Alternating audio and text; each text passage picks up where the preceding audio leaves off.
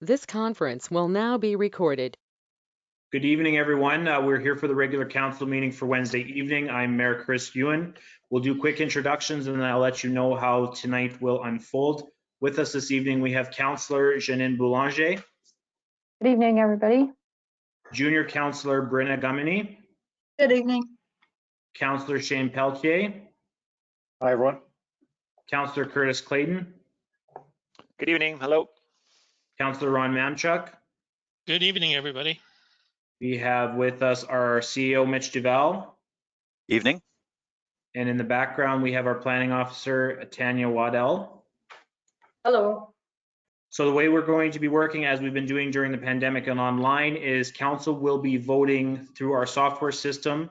And then the CEO will be reading out loud how the vote went.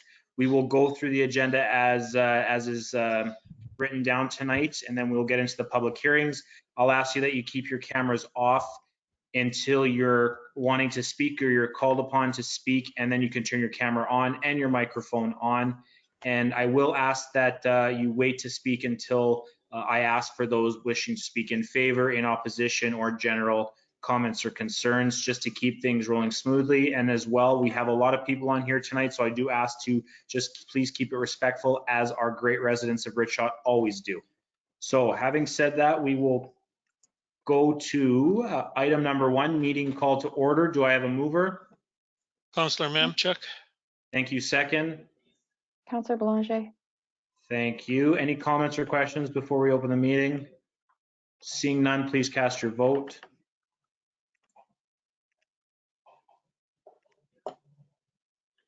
For me.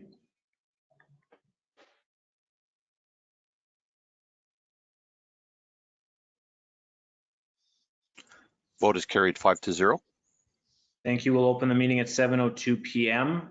Item 2, adoption of the agenda. Do I have a mover? Councillor Clayton. Thank you. Second. Councillor Pelletier. Thank you. Any comments or concerns from council? Any edits?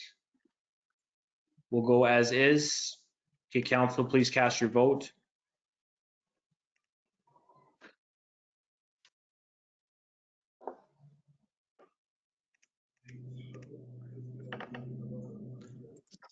Vote is carried 5-0. Thank you. Item 3, adoption of the minutes. Do I have a mover? Councillor Mamchuk. Thank you. Second. Councillor Pelletier. Thank you. Go ahead, Mr. CEO. Last regular meeting was held on June 1st, at which point we received a delegation on Bill 64. Council was also busy giving third reading to 3 bylaws: the Municipal Bylaw Enforcement Act bylaw, the MBAA, also the Waste Management bylaw, and the tax levy bylaw, which is basically the budget. We also received permission to sign into an agreement with GFL Landfill and the Soils Division. Council also adopted the RCMP year-end stats that were provided.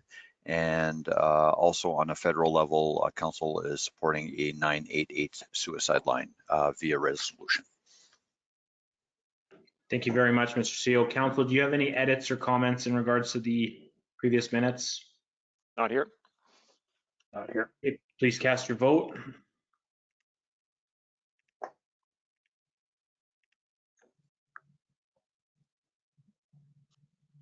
Vote is carried 5-0. Thank you. We'll move on to item 5.1, accounts paid to be approved. Do I have a mover? Councillor Boulanger. Thank you. Second. Councillor Clayton. Thank you. We have one batch of paid bills, basically batch 14970 in the amount of 38,600. The big majority of that batch is the GFL invoice for garbage and recycling pickups for the month of April. Thank you. Any comments or questions from council? Council, please cast your vote.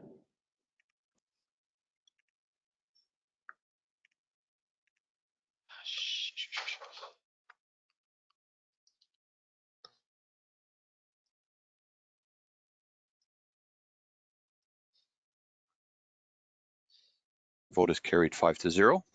Thank you. Item 5.2, accounts not paid to be approved. Do I have a mover? Councillor Mamchuk.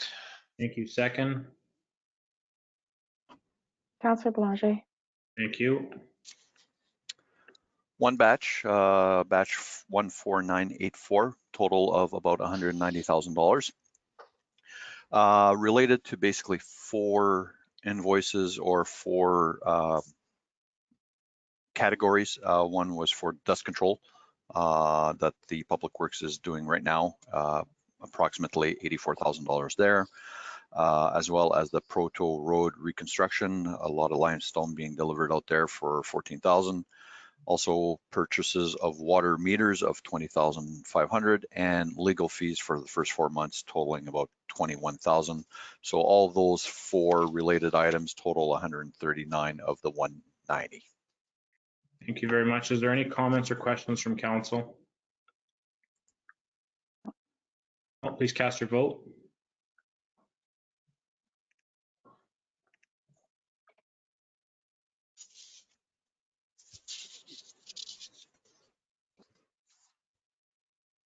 The vote is carried 5-0. Thank you. Moving on to item 5.3, payroll to be approved. Do I have a mover? Councillor Clayton. Thank you. Second. Councillor Pelletier. Thank you. This is regards payroll 12, dating from May 23rd to June 5th. As council will see, there's still a little bit of overtime and bank time being done on the admin side of things, as well as on the Public Works side of things. Really, at this point in time, things are slowing down, hopefully in the admin side, but only picking up on the Public Works side as projects are well underway. So you may see more bank time and overtime being put in on the Public Works side. But other than that, no concerns and nothing else to report on. Thank you, Mr. CEO. Is there any comments or questions from council? Seeing none, council, please cast your vote.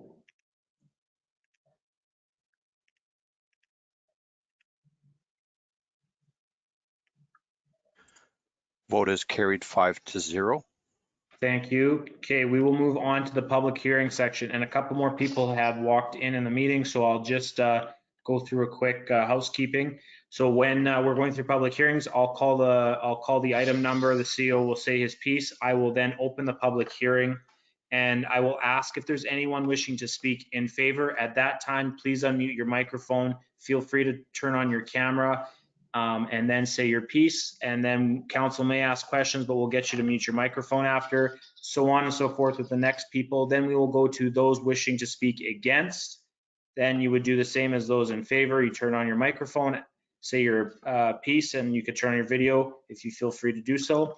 And then council might ask questions, and then we'll get you to turn off your microphone and camera. I will do one last call, and then you could ask general comments or questions.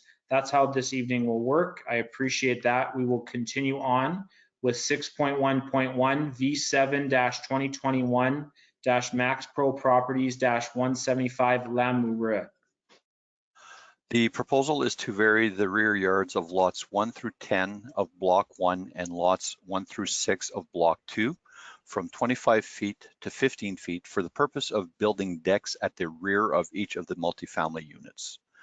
According to the Planning Act, notices have been sent out to 100 meters of notifications have been sent to properties within 100 meters of the said property, also sent out to the McDonald Rooftop Planning District, Public Works Manager, Building Inspector, Council, CEO, the Fire Chief, Max Pro Properties, as well as posted on site, posted at the Ile des Chênes Country Store, at the municipal office window and municipal office website.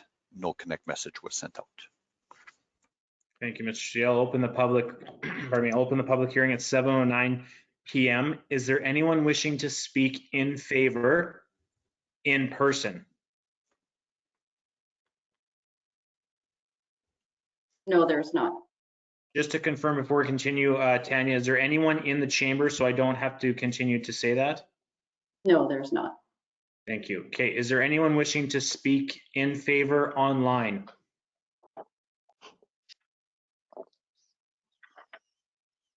Thank you. Is there anyone wishing to speak? Was there anything received in favor? Nothing received in favor. Thank you. Is there anyone wishing to speak against online?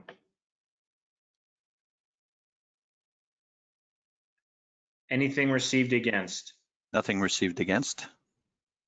Thank you. I will do one last call. If there's anyone wishing to make any general comments, maybe some concerns they'd like clarification on, or in favor or against, in person or online.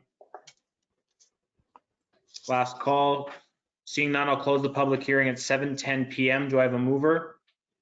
Counselor Counselor Pelletier. Mamchuk, Councillor Mamchuk moves, second by Councillor Pelletier, I believe. Thank you. Therefore, be it resolved that variation application number V7-2021 to vary the minimum required rear yard distance of 25 feet to 15 feet is approved, subject to the following conditions: that the yard drainage shall not affect adjacent properties, and that the applicant obtains building permits from the RMA Richard office. Thank you. I'll open up for council discussion. Council, do you have anything to add? Any comments? not here. No, Been here. Thank you. Pretty simple. Okay, council, please cast your vote.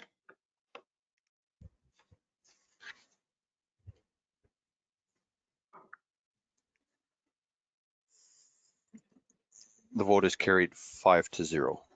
Thank you. Item 6.1.2, V9-2021 North Grassy Properties Phase 5 lot widths. The proposal is to vary the minimum site width of proposed lots of subdivision file number 4165-21-8002 from 100 feet to varying widths as per the additional information included in this notice. Again, according to the Planning Act, notifications were sent to properties within 100 meters of the application, as well as the McDonald-Richard Planning District, Public Works Manager, Building Inspector, Council, CO, Fire Chief, posted on site, as well as the municipal window, municipal website. Thank you very much, Mr. CEO. I'll open the public hearing at 7:12 PM. Is there anyone wishing to speak in favor? Yes. Go ahead. I believe it's Ms. Wilkie. Jackie? Good evening, everyone. Good to be back in front of everyone again. I'm just going to share my screen real quickly so everyone, if that's possible, so that everyone can see the plan that we're talking about. Last time I was in, we were talking about phase 4, which is the area just to the side over here. And we are already looking at phase 5, which is the continuation of this bay with the addition of the cul-de-sac here and the extension of Grand Point Meadows Boulevard to this point and then over to here. The reason for these lots on this side is because we need to dig the pond, the next pond for the development. So it looks a little disconnected, but the reasoning is that we have to dig a pond on this side, so we're developing the associated public reserve and lots that are adjacent to it. For the variance, we're looking again at the same issues that we had the last time with the width of the lot. We have deeper lots, so we're meeting the requirement for area for all of the lots. And we're looking at doing a variance on the widths to allow for to reduce the frontages on everything on the lots. Sorry about this, guys. My mouth and my brain do not seem to want to work together today. We do have a number that are the correct width. Those are the ones that are, there are actually some that are larger than the required area, the ones on the pie lots. With the area, we do have some that are quite small, but again, those are also the pie lots because they're measured fairly close to the front of the lot in this area in here. Whereas if you were to measure at the middle, they'd be much wider than the requirement. And beyond that, everything is the smallest of the lots that are more square are the 73-foot width, which we had done in phase 4 as well.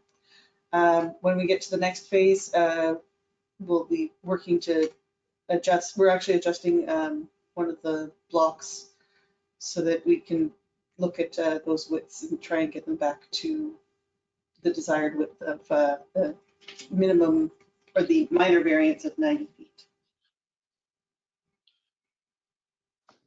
Thank you. Is that everything, Jackie? Yeah, I'll open it for questions. Sure, thank you. Council, do you have any comments or questions? Yeah, I have a question, if I may. So thank you, Jackie, for explaining that and saying that you're going to look at trying to get those lot widths back to normal, because this was one of our concerns. You know, in phase 4, it came to us, and so you're like, okay, well, that happened, but now it's happening again.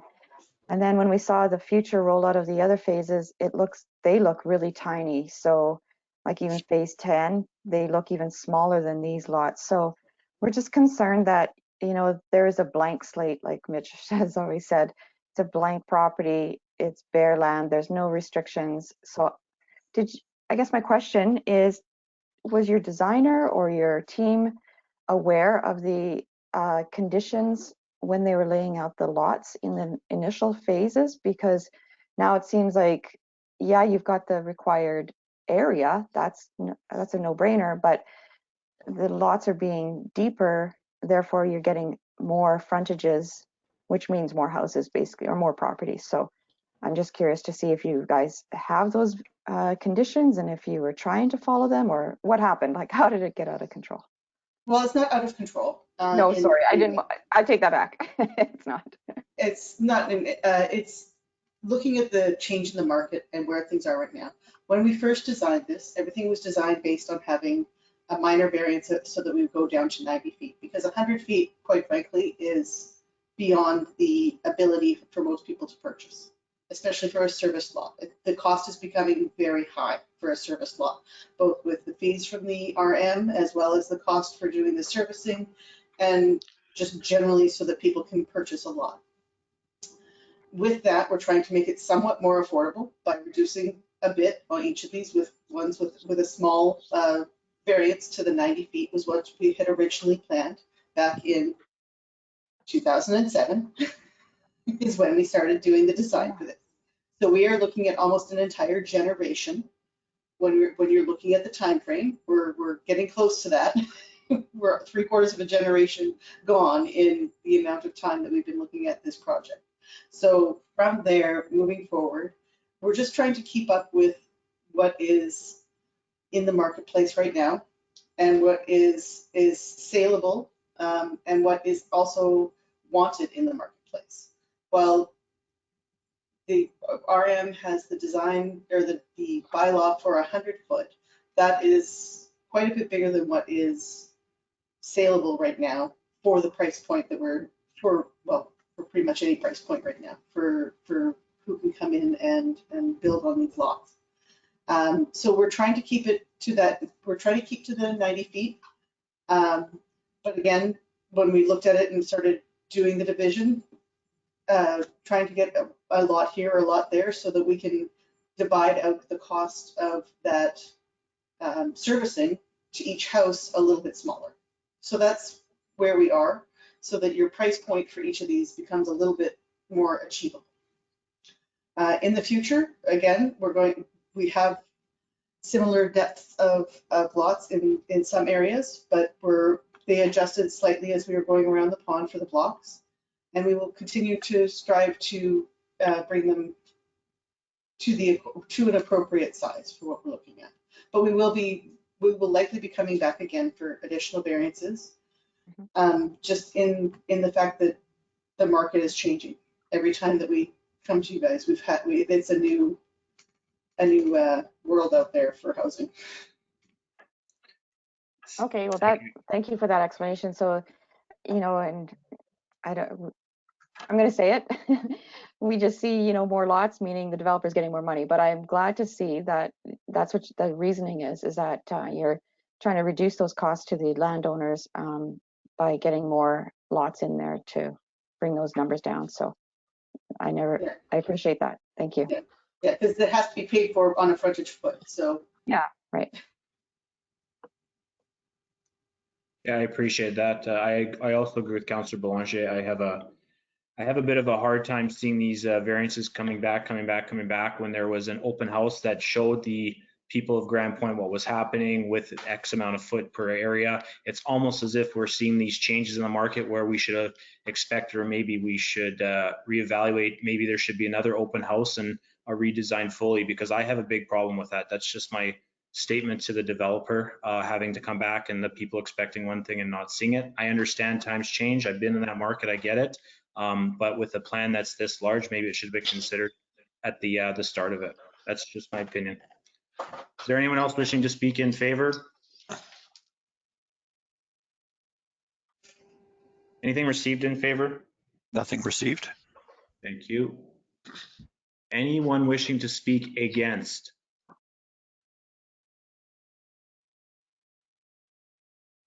Anything received against? Nothing received against. Thank you. I'll give one last call for any general comments, questions, concerns, in favor or against.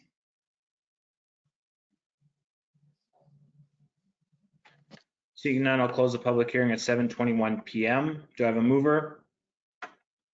Councilor Belanger. Thank you. Councillor Pelletier moves, I believe second by Councillor Belanger. Therefore, be resolved, variation application 9-2021 is approved, and you all have a list of the tables of the varying lot widths just before. So I'm not going to read those word for word. Thank you, Mr. CEO. I'll open it up for council discussion. Council, do you have any comments to make? None that I've already haven't made. Just some of these smaller lots, frontages. I don't know. No, I've said what I had to say. Thanks. I appreciate that, Councillor Belanger. I do agree with you. I'm having a bit of a hard time with this one. Mm-hmm. Anyone else from council? Nothing here to add. Thank you. I think as long as we're maintaining the square footage of the lot, I don't see a problem with this. Yeah, no, that's fair. That's a valid point.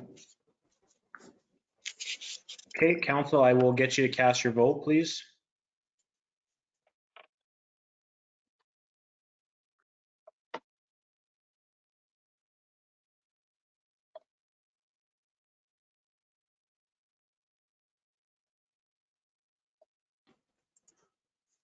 Motion is carried 4-1. Mayor Ewan voted against. Thank you very much. Moving on to item 6.1.3. Actually, I believe this is the time, correct me if I'm wrong, Mr. CEO, we're going to be doing two public hearings in one, so I'll read both of them out. 6.1.3 and conditional use 6.2.1. V8 2021 McKee 1096 PR 200 proposed lot 3, and then the conditional use is C17 2021 McKee 1096 PR 200 proposed lot 2. That is correct.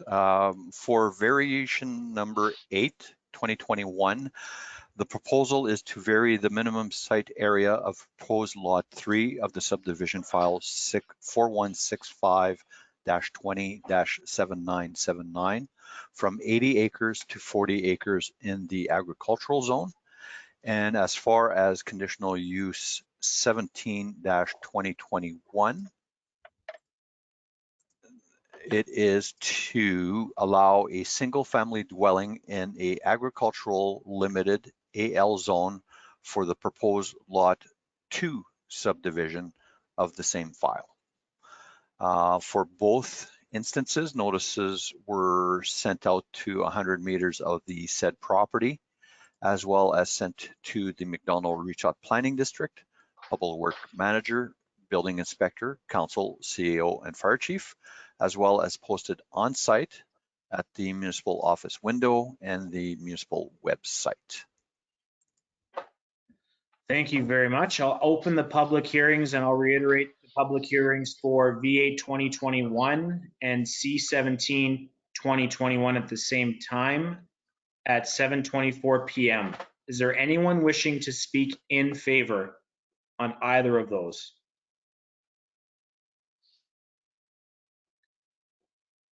Anything received in favor? There is a email in support that they received the notice and they are in support of the file basically for both the variation and the conditional use. And this was received from Michelle and Andy Wither. Thank you, Council. You have that in your package. Yes, we do. Yes. Thank you. Is there anyone wishing to speak against?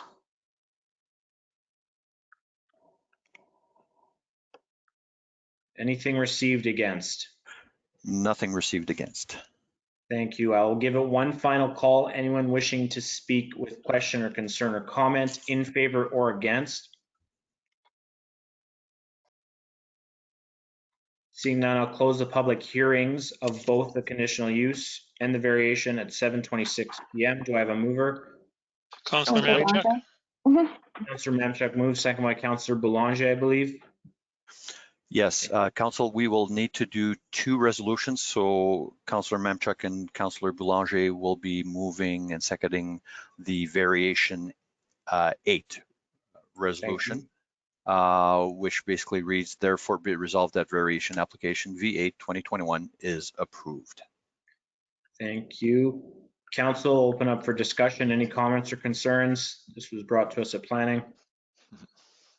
Not Just here. a point of order, do we need to do the conditional use first on this, Mitch, for the subdivision? They are both tied together, so Doesn't matter. cart before the horse, horse before the Yeah. cart. We're good Okay. to go. Thank you. Okay, council, please cast your vote.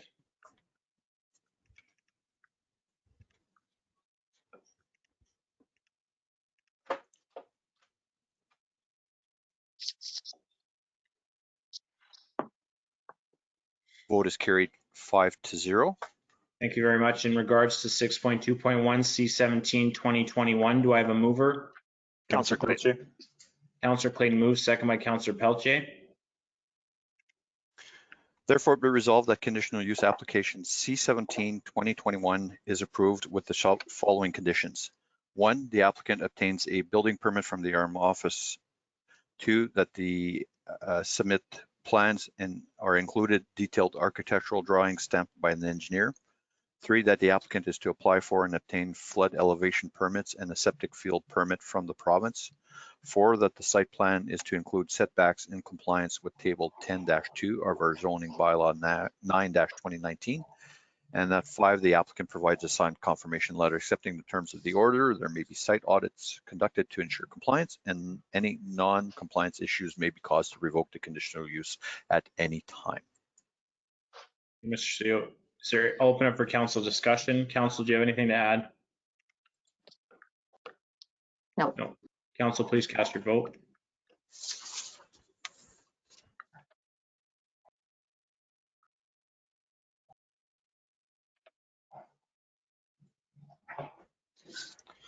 Vote is carried 5-0. Thank you very much. Are we at 6.2.2, Mr. Seal? We are. Thank you. C14-2021-7089466 Manitoba Limited Weeb-1489 Halima Drive. The proposal is to allow an industrial multiplex consisting of 4 total buildings in a commercial general zone, CG. Again, according to the Planning Act, notices were sent out to 100 meters of the said property, as well as the McDonald-Richot Planning District, Richot Public Works Manager, Building Inspector, Council, CEO, Fire Chief, as well as the City of Winnipeg, given the proximity to city limits, as well as posted on site on the municipal office window and the municipal website. Thank you, Mr. CEO. I will open the public hearing at 7:29 PM. Is there anyone wishing to speak in favor online?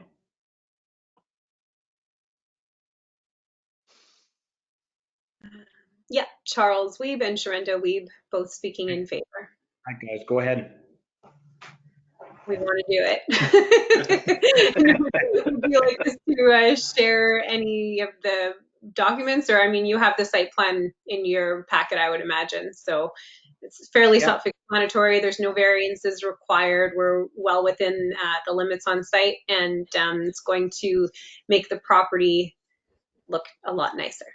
So I think all things. There's no stacks. There's no like loud industrial, nothing that sort of thing. It's very, very, I mean, similar to what's already existing on site and has been for years, just newer and prettier. Thank you very much. I appreciate that. Council, do you have any questions for the two? None here. No, No? On here.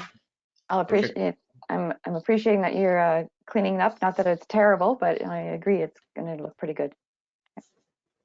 Awesome. Okay, is there anyone else wishing to speak in favor?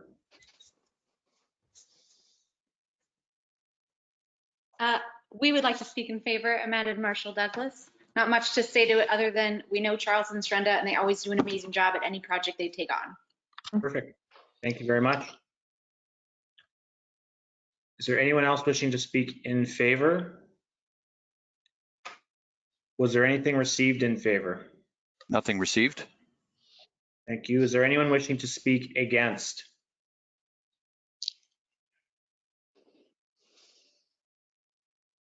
Is there anything received against? Nothing received against. Thank you. Any final comments from anyone online, in person? Questions, concerns, in favor or against? Last call. I will close the public hearing at, Excuse me. Go ahead, James. Yes, thanks. I just have a quick question about file. Are we still talking about file C16, I believe, or on the other file? Sorry, I'm just clearing the air. No, we are not on C16 yet. We are on C14. Okay, no worries. Then continue. Sorry about that. Thank you. All good.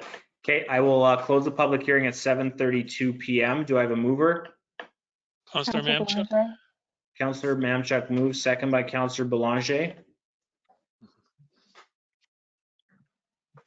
Therefore be resolved that conditional use application C14-2021 to allow an industrial multiplex in the CG Commercial General Zone is approved, subject to the following conditions. The applicant shall enter into a development agreement with the municipality per zoning bylaw 9-2019 part 5 section 5.17. The applicant shall comply with the municipal noise bylaw 14-2003. The hours of operation shall be limited between 7 a.m. and 11 p.m. Any outdoor lighting must be located, arranged, or shielded so that no light is directed at any neighboring property or roadways. The applicant shall ensure that all proposed construction conforms to the Manitoba building codes, fire codes, and any other municipal and/or provincial permits and approvals as may be required. Applicant may seek to have the help of an engineer, architect, or other professional who is certified in this field to ensure compliance. The applicant is to apply for and obtain a building permit from the Armor-Richot office. The occupancy permits will be required for each individual unit within the building. Further drawings may be required indicating fire separations depending on the proposed occupancies adjacent to one another. The applicant shall comply with littering bylaw 5-2011.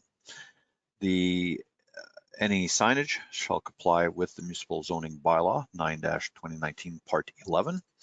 The exterior storage is to be contained within a maximum 10-foot privacy fence as per section 326 of the zoning bylaw 9-2019 and hidden from public view. And the applicant shall provide a signed confirmation letter accepting these terms of this order. There may be site audits conducted to ensure compliance, and any non-compliance issues may be caused to revoke the conditional use at any time. Thank you, Mr. CEO. I'll open up for council discussion. Council, do you have any comments, questions? No, like I said, I think it's gonna be cleaned up and look good on that corner. So it's all good here. Yeah. Perfect. Okay, thank you, council. Please cast your vote.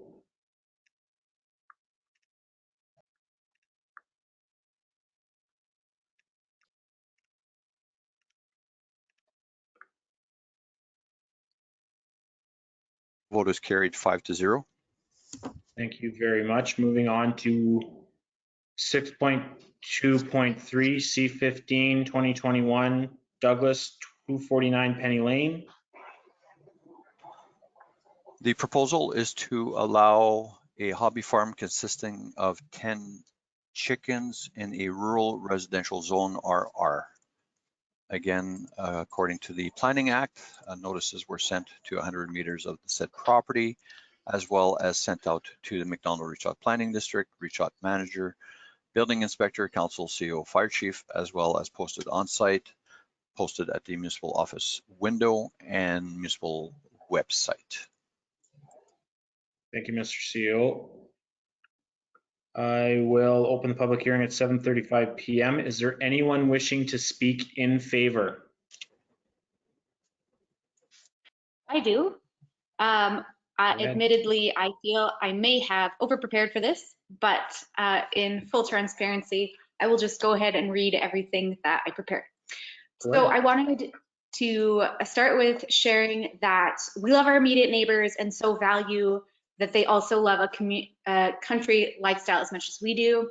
We love that when we sent out an email to all of them and they received the letter from the RM, they asked us questions, enjoyed the little FAQ and details I put together for them, including drawings, renderings of the shed, which we hope to include a coop, and all of our management plans. Note, I also forwarded this on to Tanya so that she could share it with the council members today if needed. We wanted to thank Jimmy and Ashley, Deanna and Mark, Kendra and Cody, Arlene and Ty, Stacey and her partner, Lori and Maurice, as well as their renter Vince, for all both verbally and sending in letters of support. And we wanted to further thank neighbors that live across the development, Robert, Cliff, Tabitha, and Lisa, for taking us up on our offer, which was extended to all neighbors of the Grand in our WhatsApp community chat to ask us questions directly and request if they liked this email and FAQ information. Additionally, we wanted to thank Alan from Schinkel for answering all of my questions and confirming that we are acting within the community guidelines of the Grand, the property visits that he did take, and sending us off with well wishes and going through this due process with the RM today. All of that said, it seems that there are some neighbors that felt uncomfortable coming to us directly with questions or concerns, so we wanted to take the time to review what we think might have been those concerns. Are we going to have roosters? No, it's against the bylaw connected to the type of zoning we have on our property, and personally, we don't want the noise either. What happens if the chickens get out? We have management systems that we plan to do, including wing clipping, enclosures, enclosed runs for when we are not on the property, and a few other methods that we would try out. Does this open the door for larger animals in the Grand? One thing we love about the bylaws and the conditional use permit is that each property owner and each animal category under the hobby farm bylaw needs to be applied for. There's no being shysty or sneaking around with this. It's case by case, and we value that due process. Are we going to be slaughtering any chickens? Absolutely not. The conditional use permit and bylaw allows us up to 10 laying heads, no meat birds, and I personally can barely even kill a fly.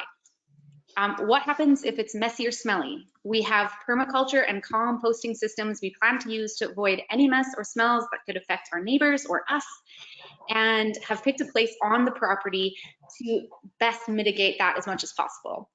We, if approved, plan to conceal the coop inside the shed so there wouldn't be any random little chicken pens or anything on the property. Additionally, we wanted to mention that the shed will be in compliance regarding the shed will be completed regardless and is fully permitted and will match in color and siding type to the house to further comply with the community guidelines and the building regulations of the Grand. So in closing, if it's not already really clear, we love living here. We love the community many of us have formed. We picked Grand Point and the Grand because of the bylaws, location, and the connection to nature we have here. Both Marshall and I have country roots, and we've waited a long time to move back into the country. We're not going anywhere. I frankly want to die here. So anything we do on our property, we do knowing full well and planning for its lasting effects, and don't take any project on without looking into the future and having a plan to maintain that. If you talk for any amount of time to me, Amanda, personally, you will know that I am a big animal lover. These chickens are not just a fun thing to look at, a passing hobby, or some sort of novelty for me. They will be as close to an outdoor pet as you could possibly get. We further just wanted to thank the council for taking the time to consider something small like this, a chicken conditional use permit, and we thank the community members for their questions and open-mindedness. Thank you. Thank you, Amanda. I appreciate that. Council, do you have any comments or questions for the couple? This is Counselor Mamchuk here. These chickens, are you going to raise them right from day one, or are you going to buy them when they're about 3 or 4 weeks old? The goal was to be able to buy them from day one to be able to train them up. Okay. Now that we are outside of the normal hatching window, that is something we'll just have to deal with a farmer on and get what we can get. So you get baby chicks, in other words. Pardon? Baby chicks. Yeah, a few weeks old is probably what we would end up with. If I can get my hands on like a few days old, fantastic. Okay, thank you. Council, any other question? Amanda, what size is the shed going to be on this one? The shed is 140 square feet. 10 by 14. 10 by 14. And the coop portion of it, 8 by 4. Yeah, it'd be 8 about by 30 square feet. 32. Okay, so you needed a minor variation for your permit for your shed size? We needed to get a builder's permit for the shed, yes. Okay. How big is your family that you need 10 chickens? That's a great question. I think it was more so in the range of being able to share. Both of my parents are seniors. They grew up in the country. They love being able to have fresh eggs. We love to be able to give back. So we have the space. So it's not so much a matter of need for the two of us or whatever growing family we'd choose to have in the future. It's more a matter of sharing, and a flock of 10 is a little safer from aerial predators than a flock of 3 or 4. Okay, thank you. Thank you. Council, any other comments? I have a comment or a question. So you're building the shed, the 10 by 14 shed, and then within that shed, that's where you're putting the coop, correct? Yes.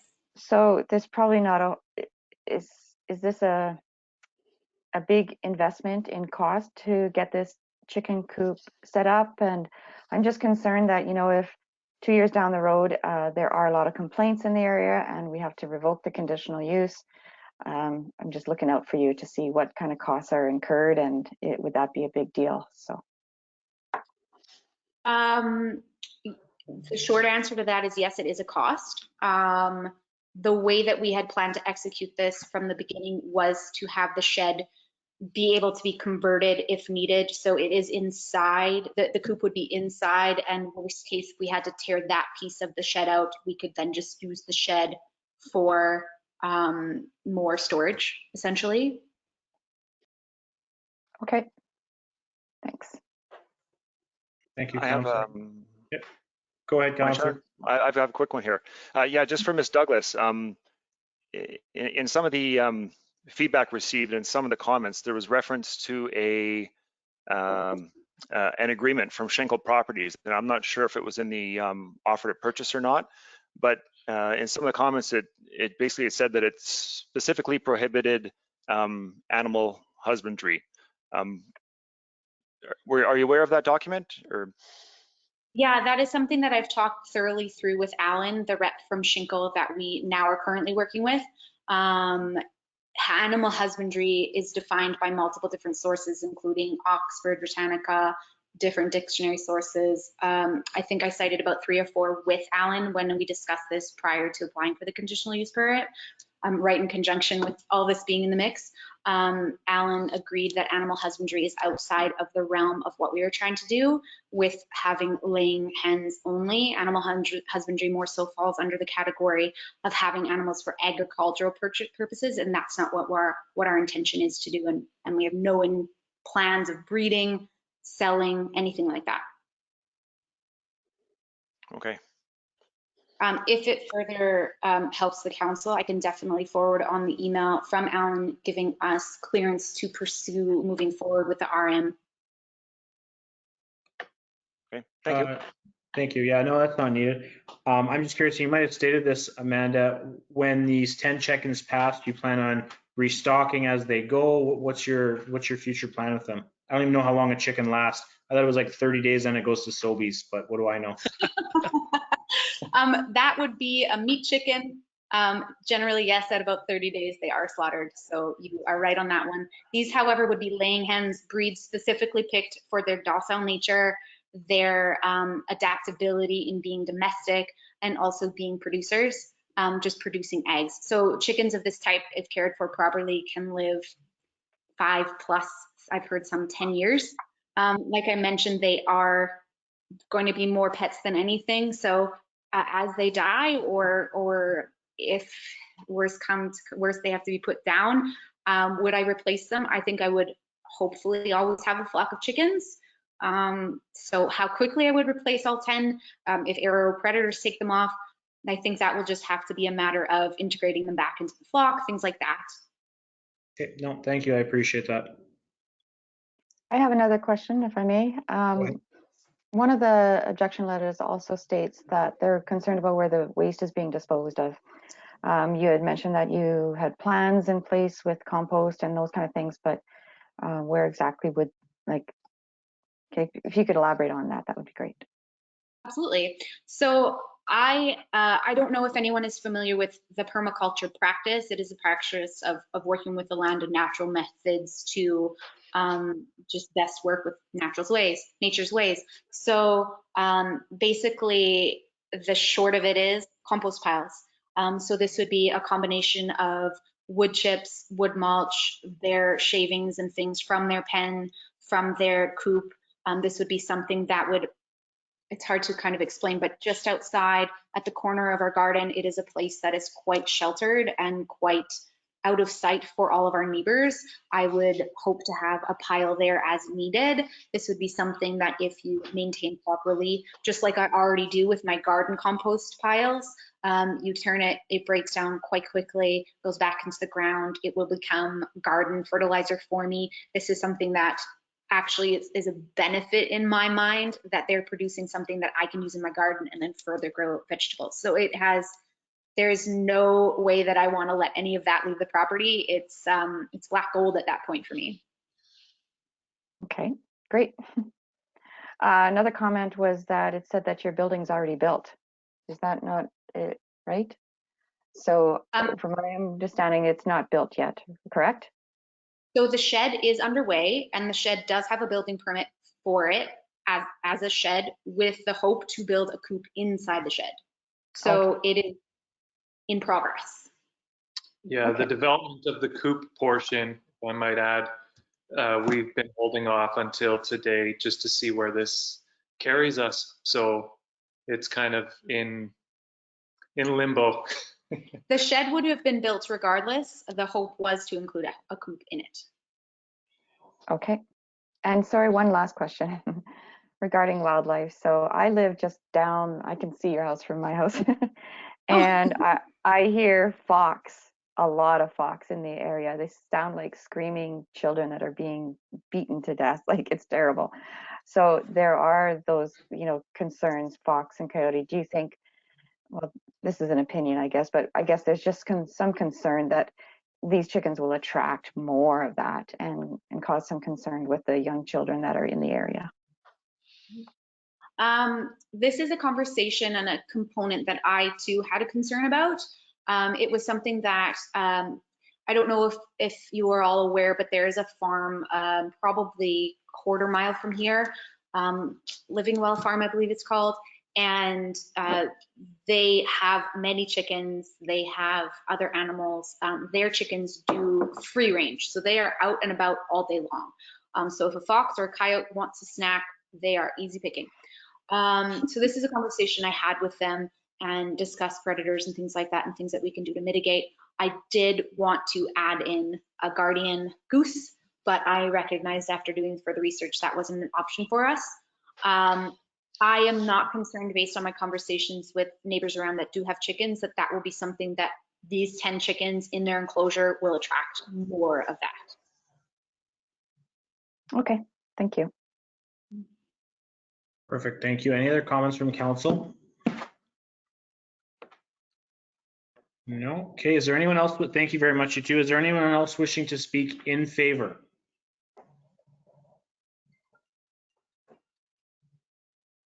Sorry, is there anyone else wishing to speak in favor? Sorry, Oh, we'll speak in favor for Amanda and Marshall. As you can tell, she does her homework. She puts a lot of thought into everything she does. I've been there and seen her garden and seen what she does, and she knows what she's doing. So Thank you very much. I appreciate that.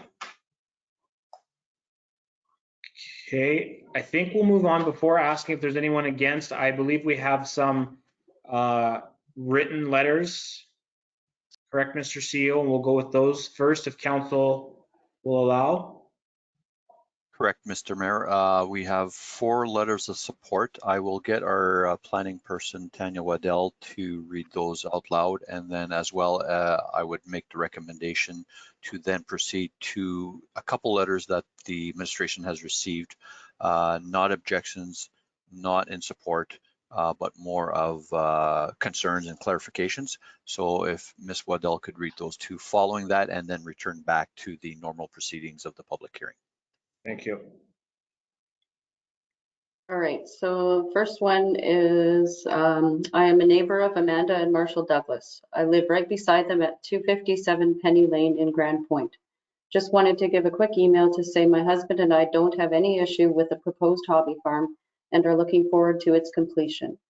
And that was from Ashley and Jimmy Hobb. There was another letter from Deanna Tellier, and it says, we are in support of a chicken farm at the Grand. It will be exciting for our children to learn more from this experience. Amanda and Marshall have shared all details, which has been appreciative in making this decision. And they live at 241 Penny Lane. A letter from Arlene Thiessen, emailing to say that we have no concerns with Amanda and Marshall getting chickens in the Grand subdevelopment from Tyler and, oh, it's actually from Tyler and Arlene Reimer. And the last in favor is, my name is Stacy Blahnik and I live at 2477 Helena Drive. And I just wanted to inform you that we, my husband and I, are not opposed to our neighbors, Amanda and Marshall Douglas at 249 Penny Lane having chickens. And now the first letter that is not in opposition or in favor is received from Andre Catelier at 266 Cala Bay. And it says, thank you for allowing me an opportunity to make my representation via email. The purpose of my letter is not to speak in favor or against the proposal, but rather to ensure that you and council consider the following points during your deliberations. Number 1, design guidelines agreement between developer and all landowners. The agreement. Although the RM is not a party to the agreement, it remains an important document for council to consider in deliberating the proposal.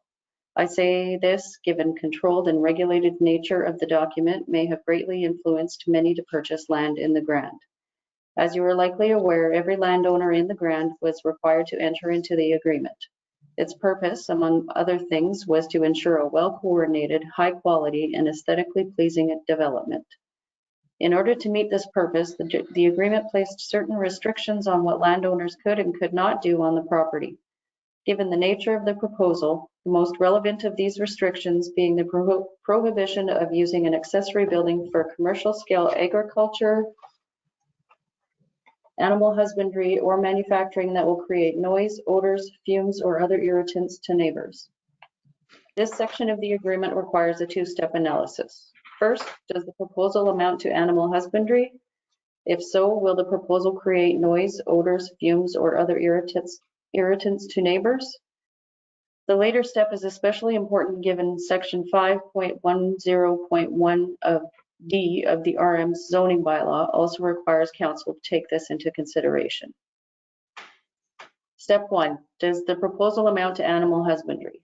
Given the agreement does not define the term animal husbandry, one is left to seek a definition from outside sources. The Merriam-Webster dictionary defines animal husbandry as a kind of farming in which people raise animals for meat, milk, eggs, etc. The Cambridge Dictionary defines it as the farming of animals to produce foods such as meat, eggs, and milk. Based on these 2 definitions, council must ask itself whether it is more likely than not that a reasonably informed resident of the RM of Richot would find the proposal amounts to the practice of animal husbandry. Step 2, will the proposal create noise, odors, fumes, or other irritants to neighbors? I invite council to consider this question objectively, taking into account the following factors. The Grand is a unique development within the RM in that it is a city-style neighborhood which has been established in a rural residential development. This includes 41 landowners or neighbors, all of whom are interconnected.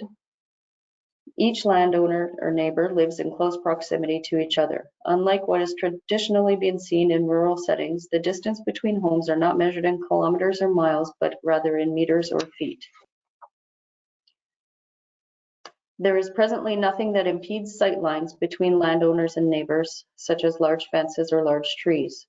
Most back and side yards are clearly visible to adjacent landowners and neighbors. Chain link fencing type material, which is typically used for outdoor enclosures when raising poultry, is not permitted within the Grand. Landowners draw their water from wells, some shallow. Landowners share the same common drainage ditches, all of which eventually drains into the Seine River. And Grand Point, and in particularly the Grand, is a breezy community which allows for odors, fumes, and noise to easily spread throughout the neighborhood. In short, what happens at one end of the Grand can be seen, heard, and/or smelled by most, if not all, landowners. Therefore, after considering all of these unique factors specific to the Grand, council must ask itself whether it is more likely than not that a reasonably informed resident of the RM of Richat would conclude the proposal would create noise, odors, fumes, or other irritants to the neighbors, thereby interfering with the use and enjoyment of its land. In the event council does not find the proposal amounts to animal husbandry or that it would interfere with the use and enjoyment of the neighboring lands, it is also important for council to ensure that applicants have in place the following: predator management plan, wildlife, i.e. coyote and fox, which can pose a threat to companion animals or young children within the Grand. A culling plan, when raising poultry for meat or even eggs, culling may be needed. Feed storage plan, storing and dispensing of food can attract a variety of unwelcomed animals, including rodents, raccoons, and skunks. Dead stock disposal plan, so as to address environmental impacts and disease threats. Nutrient manure management plan, so as to address environmental impacts and disease threats. And space, shelter, and fencing plan. Once again, chain link fence material is not a permitted material within the Grand, therefore what material would be used? Thank you for taking the time to consider my letter and the information I have provided. Sincerely, Andre Catelier. Thank you. And one more letter of concern, or that's not for or against. It says, I have reviewed the plans for 249 Penny Lane and the request to house 10 laying chickens within the property. While I am sure that Ms. Douglas would take very good care of the chickens, their coop and surrounding area, and I do not have a strong objection to her particular conditional use permit, my concern is that this will set a precedent for this use of section 5.10 of the zoning bylaw 9-2019, hobby farms, keeping of animals within the Grand. I most certainly do not want horses, pigs, goats, sheep, or the like as listed in table 5.1 in our very residential area within the RM of Richat, the Grand. I specifically purchased a lot in this particular development because of the character and of the development guidelines, which I view to set a well-kept and classy design tone. Please accept this letter as a formal request that this conditional use permit regarding housing of 10 laying chickens only be granted. Excuse me for 1 second, I need to cough.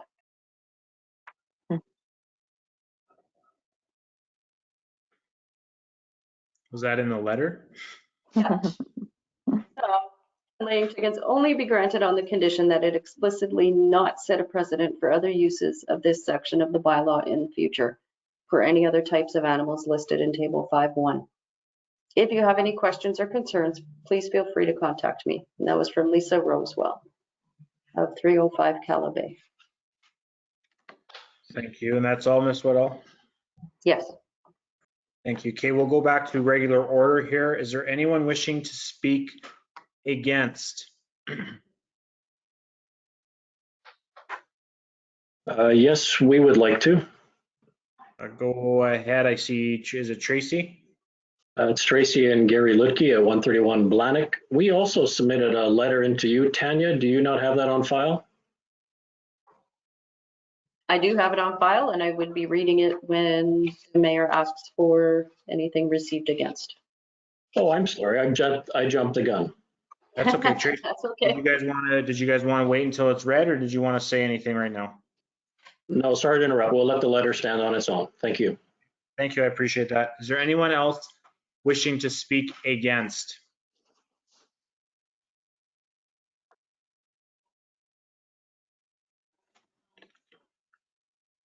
Okay, and the letters received against? We have 3 letters that were received, and again, I will ask Ms. Waddell to read those into evidence. All right, the first letter is from Gary and Tracy Lutke. I hope I pronounced that correctly. So it's regarding file C15, 2021. Dear Tanya, we would like to voice our concerns regarding the proposed hobby farm for 10 chickens at 249 Penny Lane. The following points are presented for further discussion, comment, and consideration and form the basis of our apprehension. The properties formerly represented by Schinkel Properties specifically prohibited any form of husbandry. We all signed the same agreement.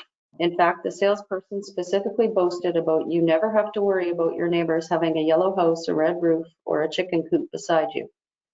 With these strict regulations in place, your investment is protected. Sure, perhaps good salesmanship. Nonetheless, were these regulations not grandfathered into the Ritchot prevailing restrictions for those properties? And again, my throat is dry. I'm going to cough. I'm sorry.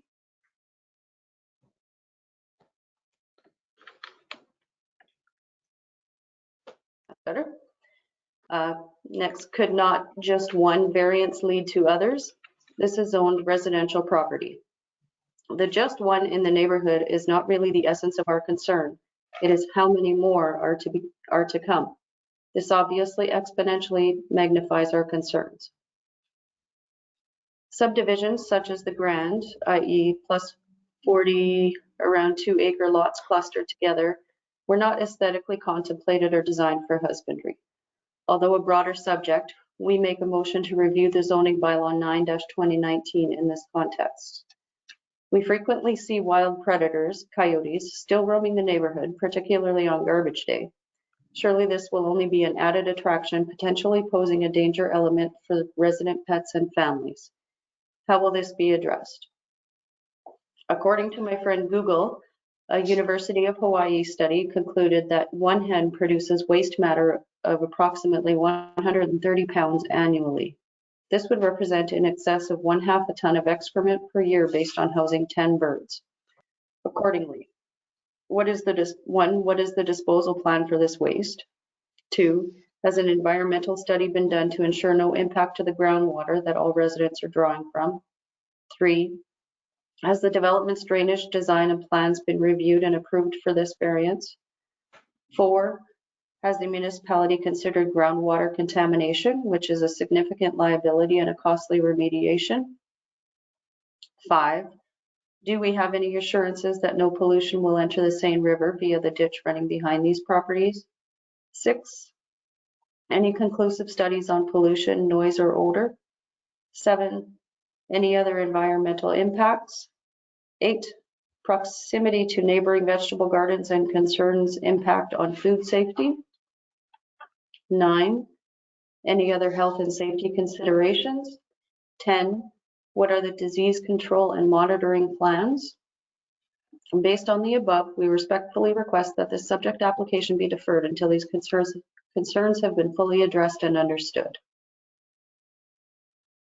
And Gary and Tracy live at 131 Blonick Drive. Thank you. Tanya, do you want me to read the next letter? Because it's quite the verbiage. We'll give you a little break so you can cough your heart out or drink some water. Sounds good. Okay.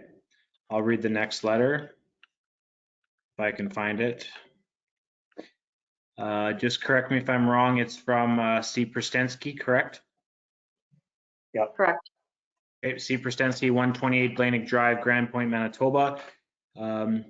Dear Dear Ms. Waddell, this submission is in opposition to the proposal by the applicants representing 249 Penny Lane, Grand Point, for the request to allow a hobby farm in a rural residential RR zone. Opposition to this proposal is based on the following concerns. A, the developer agreement. The current property title for my property and others within the development carries the developer agreement as an active instrument. A, clause 1 specifies that the intent of the developer guidelines is to ensure an aesthetically pleasing development. This objective in agreement with the RM was developed to guide the vision of the Grand as estate-like properties. Acceptance of this hobby farm proposal would suggest that the RM is not in agreement with this planning initiative. B, clause 7.3.3 of the developer agreement does not allow for accessory buildings for the purpose of animal husbandry. I gotta scroll down here. Animal husbandry. I, remaining lots for sale listed by the developer's real estate agent continue to perpetuate the idea that the developer agreement stands to create a pleasing development for the neighborhood as listed on MLS on 6/13/2021. The developer agreement continues to deny the use of accessory buildings for the purpose of animal husbandry. I, approval of this proposal would contradict our land title framework given the developer agreement instrument. Please confirm if the RM will take responsibility for novating the developer agreement and withdrawing it from our land title and others. Submission is in opposition to the proposal by the applicants representing 249 Penny Lane. C, clause 7.7.1 of the developer agreement stipulates all fencing must be constructed of either cedar or treated lumber to be coordinated with respect to design of the residence. Current fencing in use at 249 Penny Lane is construction of wood pallets, which would be in contravention of clause 7.7.1. 2, it remains unclear if the proposal's fencing for the purpose of containing animals would consist of chain link fencing or continuation of pallet fencing or other material inconsistent with developer guidelines. 2, clause 7.73 of the developer agreement clearly denotes the maximum height of fencing to be 6 feet. Conventional chicken coop fencing is recommended to be 6 feet or higher and is typically metal, contravening clause 7.7.1. It is unclear if this proposal will provide sufficient neighborhood safety and wildlife detraction if fencing height cannot meet best practices. B, drainage and environmental concerns. 1, 249 Penny Lane is adjacent to a common land drain, which connects with the larger residential subdevelopment drain course, directing surface runoff towards the Seine River. A, there appear to be significant issues with the capacity of this drain, in particular due to the tie-in of the Deer Run Estates, evidenced by the restrictor plates installed at the connecting culverts to this new development and lack of sufficiently graded drainage throughout the Grand. B, surface runoff containing hobby farm, animal feces, and other pathogenic bacteria could present health and safety concerns for multiple property owners within the Grand and the Seine River itself, a protected waterway should the drain courses retain water or insufficient flow drainage occurs. C, it is requested that should this proposal be further contemplated, a land drainage and surface runoff study for the 249 Penny Lane be required, sealed by a professional engineer licensed in Manitoba, ensuring that there are no impacts to neighbors or the Seine. I, please note that precedent for this is established in RM of Richard zoning bylaw 9/2019, including September 2020 amendments, clause 3.19b. C, Manitoba Land Use Planning Act. 1, acceptance of this proposal at 249 Penny Lane could discount the intent of specific requirements established with the Provincial Land Use Planning Act. A, Part 5, General Enhancement Requirements, Section 7.1, parentheses 2, confirms that the zoning bylaw in effect established general development requirements specific to each zone, and that council consider A, the bylaw relating to the development plan and any bylaw relating to a secondary plan in contemplating permitted or conditional use applications. I, this section reaffirms the RM's responsibility to upholding the precedented developer agreement associated with the Grand and its 41 lots. B, general provisions, section 84, parentheses 1, notes that a zoning bylaw does not negate or affect a person's right to enforce any restriction, interest, or clause affecting land if the restriction, interest, or clause are registered against the land at the land titles office. I, this section emphasizes the RM's responsibility to upholding the precedented developer agreement as it is registered against the land titles of the mine and other residents of the Grand. In my opinion, permitting this proposal is a serious infringement to the developer agreement, which exists as a registered and active instrument on current property titles, lien, parentheses lien, and is a binding legal document for all residents in the Grand. It is clear that the developer agreement was conceived in alignment with a vision that does not include animal husbandry or hobby farms as defined by the RM zoning bylaw 9-2019 parentheses, including September 2020 amendments. For the aforementioned reasons and the potential precedent that could be established by allowing the developer agreement to be breached by acceptance of the proposal, double I overlooking potential environmental and community impacts, and triple I discounting the Land Use Planning Act, I am opposed to this proposal. Thank you for your consideration. C. Prstenski. Although my speed might show, we as council have reviewed these and we have them in our package as well. We've read them before. Correct, council? Right. Correct. Yep. Thank you. Do you want me to read the third one? No, I'll keep going. I'm on a hot streak here. Okay. We have objection from, I'm just opening it, a small one.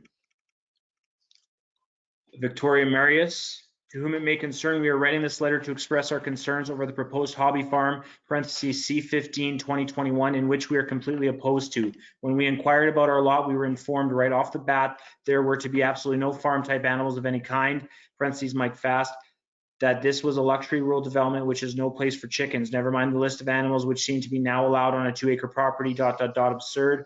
Furthermore, the contract we all signed states, ... 7.3.3, accessory buildings may not be used for commercial scale agriculture, animal husbandry, or manufacturing that will create noise, odors, fumes, or other irritants to neighbors. We are not convinced that the eggs from up to 10 chickens are for personal consumption, parentheses 2-person household. The developer and RM were not even aware of accessory building chicken coop that was already built on the property as per phone conversations on June 3rd. Now let's get into the bigger concerns we have, which is the health and safety of our community, ... The new development's drainage is completely plugged and there has been minimal attention to drainage in this area. So where exactly is this waste being disposed of? Chickens commonly carry bacteria such as Salmonella and Campylobacter, which can cause intestinal disease in humans. Those most at a risk of contracting disease from chickens are children under 5, the elderly, pregnant women, and people with compromised immune systems. Next area of concern is the attraction of unwanted wildlife and predators to the area. We have many young children and pets within our community. Noise, odors are another concern.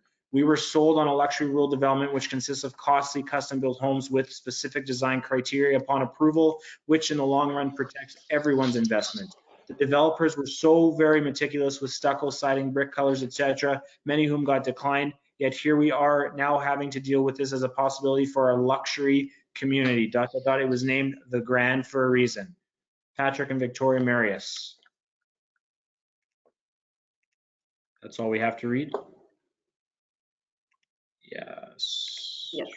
Yes, it is. Thank you. Okay, I will open it up for any last calls. Is there anyone with any general concerns or questions? I was wondering if I have an opportunity to address a few of the added elements that people in opposition have brought up. Yeah, for sure. Go ahead. Just trying to turn my screen back on. Bear with me. This is a bit of a new system for me. There we go. Okay, so I wanted to address a couple of things here, and I do appreciate their thoroughness. I do also want to address that all 4 of these live quite far away from us. I'm going to first address Victoria and Patrick. They live at the entrance of the Grand, and I want to remind anyone on this call, and also if council is not aware, that their direct neighbors have both chickens, goats, and duck. I don't know if they are aware of that. I would assume with their extensive letter that this would be something that they would probably have already brought to the council's attention. Those neighbors. Sorry, we'll just stop you there. We are not anywhere near the chickens. Hey, you guys. We're at 281. I'll get you guys to stop right now. We're all in the conditional use hearing. This isn't a debate among public. This is a debate among council listening to the public at this time. So I will get everyone to please turn off their microphone, and I'll give you one more chance to listen before we disconnect you from the call. If it happens again, you will be removed and you will not get to say anything. Amanda, I will say though that this public hearing is about your property, and I ask that you do not discuss others' property at this time. You can bring up reference, but just no picking, sorry. Oh, absolutely. I will try and phrase this in a place that doesn't reference directly where people are. My general point that I'm trying to make is that there are animals already in people's backyards that many of the people in opposition are not aware of. They do not already know about chickens, goats, ducks, a kennel that is just across the river, much closer than my property is to many of the people that had letters in opposition. This kennel I have seen have many really little, very tiny dogs that are great for snaps for predators. There are elements to all of this that are layered, and I think it's very important to understand that this was also farm land before. This was also a field before it was a development. Those ditches behind our property that we are responsible for maintaining, those are ditches that were, to my knowledge, please of course correct me if I'm wrong, those were created for agricultural runoff of the fields and were designed for the farmers if needed, if that were the case. And environmental studies would have been done to figure out the chemical waste from farming and the environmental impact of the rivers, of the chemical waste from these farmers using pesticides, herbicides, and things like that on the field. So if we put it in the perspective of my 10 chickens versus a giant farm being completely covered in pesticides and herbicides and then run off into the river, I think our environmental impact is significantly smaller, especially considering all of the management systems I plan to put in place, and also knowing the consumption of 10 chickens, both water and solid wastes. That's all I really need to say about that. Thank you.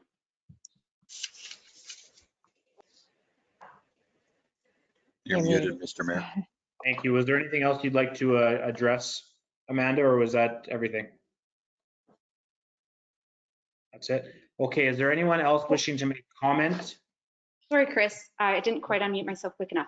I just wanted to make mention of something. I did take notes, so I was just taking a quick peek again. The fencing, the concern about the fencing with predators being able to get into it. I just wanted to swing back around to our enclosed coop. This would be enclosed both on, run, our enclosed run both on sides and roof for times when we are not on the property. That is part of our predator management. Additionally, salmonella tends to be something that is at play when there is uncooked meat, uncooked chicken in the mix. It is not something that I find generally is an airborne problem for live animals. That's more or less it. Thank you very much. Thank you. I appreciate the comment. Is there anyone else wishing to make any general comment, concern, or statements? Yeah, Justin Rackbanville here, 128 Blonick Drive. Just looking to add to the record that, I mean, the developer agreement set a standard division. However you define animal husbandry, I mean, it's not clear, but it clearly set a precedent for some residents and others. And I mean, we were basically sole division at the start of all of this. And that vision now is changing after we've heavily invested our lives into establishing properties here.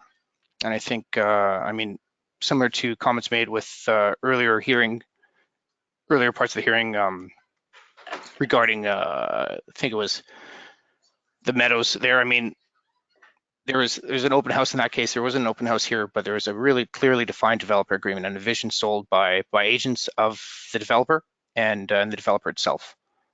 I think granting this would be heavily influencing that and changing things for everyone.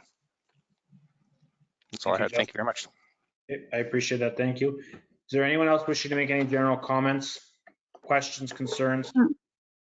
Yeah, it's just Victoria 281. I just wanted to clarify what I was saying before. We are at the end of Penny Lane, not at the beginning of Penny Lane. We have No kennels, no chickens around us whatsoever. We're 4 houses to the left of Amanda and Marshall. Okay, I appreciate that. Thank Also, you. just one Any more other- point. Just one more point. I spoke to the agent selling the lots behind us, Deer Ridge, and their contract states that they are also not permitted to have any type of farm animals. So that's now 14 to 15 lots behind us that are all sold already that are not in the loop of this either. So Okay, I appreciate that, Victoria. Thank you for your comments. Is there anyone else wishing to make any general comments? Any change from in favor, against to in favor? Final call. Seeing none, I'll close the public hearing at 8:21 p.m. Do I have a mover? Oh, sorry, Amanda, you were going to comment. Sorry about that. We just have a Wi-Fi issue here. I just wanted to apologize to Victoria. That is my confusion on which house. There are quite a lot of houses and there's a lot of space in between. So I just wanted to quickly mention that. And I recognize that this is taking up a lot of time on of the council. So I just wanted to thank you for the due diligence in all of this. Perfect, thank you, I appreciate that. Okay, I'll close the public hearing at 8:21 p.m. Do I have a mover? Councillor Councillor Belanger. Clayton. Thank you. Councillor Belanger moves, second by Councillor Clayton. Yeah, yes. Okay, the resolution would read for debate, therefore be resolved that conditional use application C15-2021 to allow a hobby farm consisting of 10 chickens is approved, subject to the following conditions. The maximum number of animals on the property at any time is limited to 10. The animals must be kept in a fenced area. The applicant shall comply to municipal noise bylaw 14-2003. Per use specific standard 510 zoning bylaw 9-2019 as amended, no roosters shall be allowed. The area must be kept clean and orderly and animal waste disposed of in a manner that such odors do not interfere with the use and enjoyment of any neighboring properties. All storage shall be indoors and the applicant shall provide a signed confirmation letter accepting the terms of the condition. There may be site audits conducted to ensure compliance and non-compliance issues may be caused to revoke the conditional use at any time. Thank you, Mr. C. I'll open up for council debate and discussion. Council, is there anyone that would like to start? I wouldn't mind if that's Go okay. ahead. There's a lot of talk about the developer agreement, and maybe I'll put our planning officer and CAO on the spot here, but I didn't see that in our circulation package. Do we have that available? I'm just curious about the, I guess the verbiage when it comes to animal husbandry and it not being allowed. We have, go ahead, Tanya. Sorry, go ahead. I was going to say it's in the planning report to council. There's okay, so fair enough. Tanya, do we so have in that the planning report? Oh. No, sorry, Councillor Klein. I was going to say, do we have the definition of what we believe is husbandry in the Arm of Richot? We do not. Okay. Go ahead, Councillor Klein. Well, just, yeah, in our zoning bylaw, it really makes no reference, you know, chickens being any different than cows, horses, or pigs, or sheep, or goats. You know, it's all in there the same. Yeah, that's kind of what I was looking for, some more clarity. Yeah. Anyways, that was my only comment. If I may speak, this is a tough one. This is a really tough one because I too would love to have chickens. And I don't see all those problems aside that they think there might be problems with smells, with odors, or with animals. To me, that is not even the issue here. The issue is the development agreement. And, you know, people do sign on with areas under pretense that this is the area, these are the restrictions. And so this is what I struggle with, that Schenkel put these restrictions on. Now they're saying that it's going to be okay as a hobby farm as long as the municipality is okay with it. Well, they're just kind of washing their hands and making us responsible for it. But, you know, to me, animal husbandry, it's pretty black and white. I don't know. It's almost like he's taking the hobby farm and twisting that a bit to make this comply. So that's where I struggle. I struggle with the fact that these people all signed on. These are the restrictions, and now it's just being manipulated. Thank you, Councillor Belanger. I agree. This was that's probably my leaning point here is I'm struggling with the development agreement. I don't mind the position the property owners are taking and their desire to have chickens. I know them, they're business owners and they run a great business. They operate it very clean, tidy and well. So I know that it would be kept well, it would be taken care of very well. But I do have a hard time looking at the development agreement and essentially the developers passing the buck on to us. It's tough. Anyone else from council?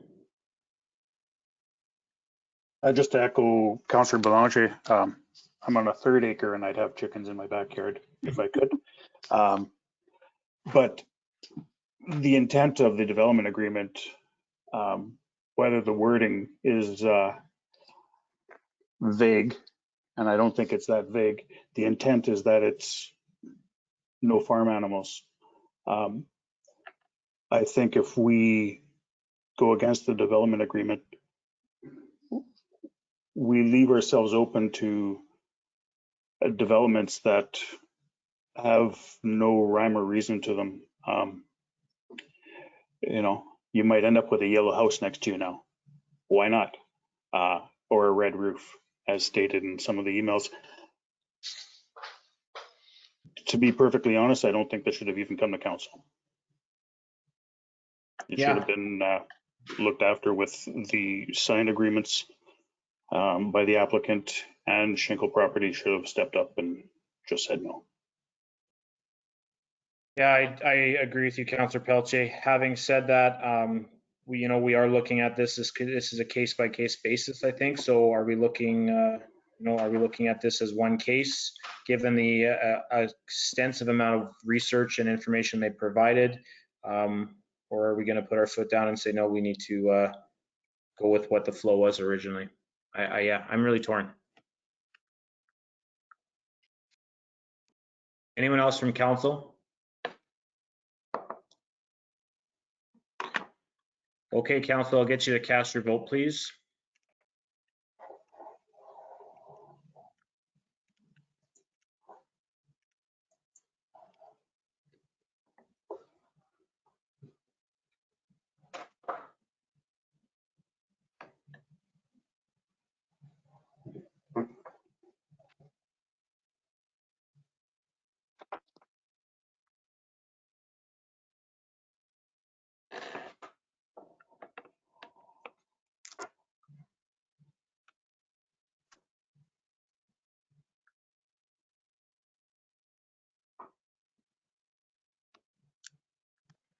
Drum roll. He's keeping us in suspense. Mr. CAO, are you there? My apologies, I was on mute. Oh no. By accident. The vote is defeated 4-1. The 4 members of council, Councillor Pelletier, Clayton, Boulanger, and Mapchuk voted against. Mayor Chris Ewan voted in favor. Thank you very much. Okay, moving on. We'll go to 6.2.4 C16 2021 Cornerstone Barbell 17733 North Link Road.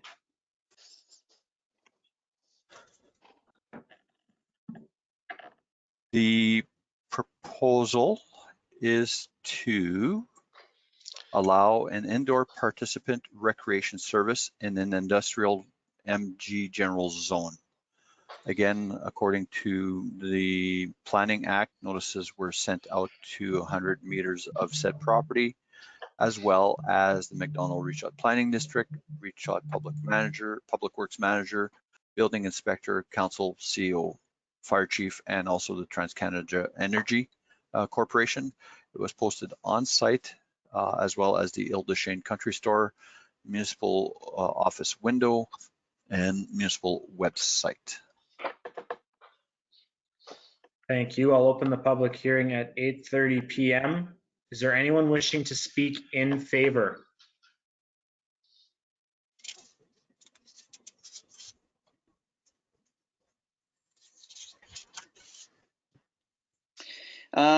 Hey, my name is just a former introduction, but my name is James Cornelison, and I'm one of the part owners of Cornerstone Barbell, along my partner with Kurt Cornelison, who is also on the call. And I just wanted to say good evening, and just it's nice to be a part of your community, and I'm glad after hearing the last hearing that everything is very clear and to the point, and we definitely like to be involved in that. And with that being said, I just wanted to formally introduce myself. With that being said, I also wanted to clarify a few things with the council.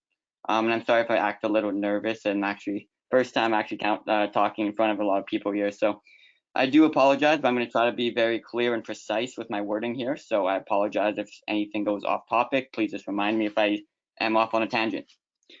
So with the nature of the business with an indoor participant recreation service, I just wanted to clarify this, and I'm hoping to receive some answers. But our intended use with that, and with our letter, our goal is to store equipment in there and to use that equipment for personal use of the owners of that space. And I'm just curious if we use the equipment in that space for the online nature of our business to promote our online business, would that still fall within that indoor participant facility? Because I want to make it clear that we're not trying to be a public gym. That's not what we're trying to do. As owners, we're storing our equipment, using this equipment to promote the online nature of our business and reach out to others and our athletes that surround the province and world. So I just wanted just some clarification on that. And I hope I made myself clear. If not, I would love to just hear your thoughts. I appreciate that, James. Mr. CEO or planning, Tanya, do you guys have any comment in regards to if it changes anything? I will defer to Ms. Waddell. I don't have my zoning bylaw in front of me, but yeah, the indoor participant recreation service is typically where people come to the building to participate in physical activity, recreation activities, or like a gym or something to that effect. I was under the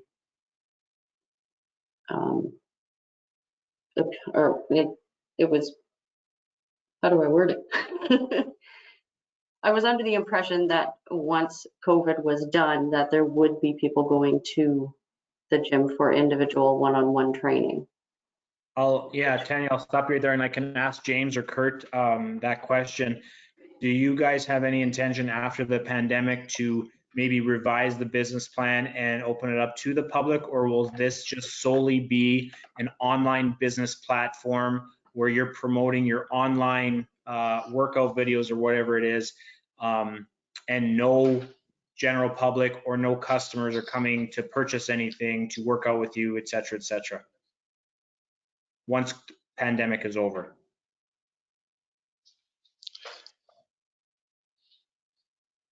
Kurt, would you like to answer this, or should I? I just want to give you an opportunity to speak if you would like to, otherwise I will answer. I'll let you answer, James. Go ahead. I'm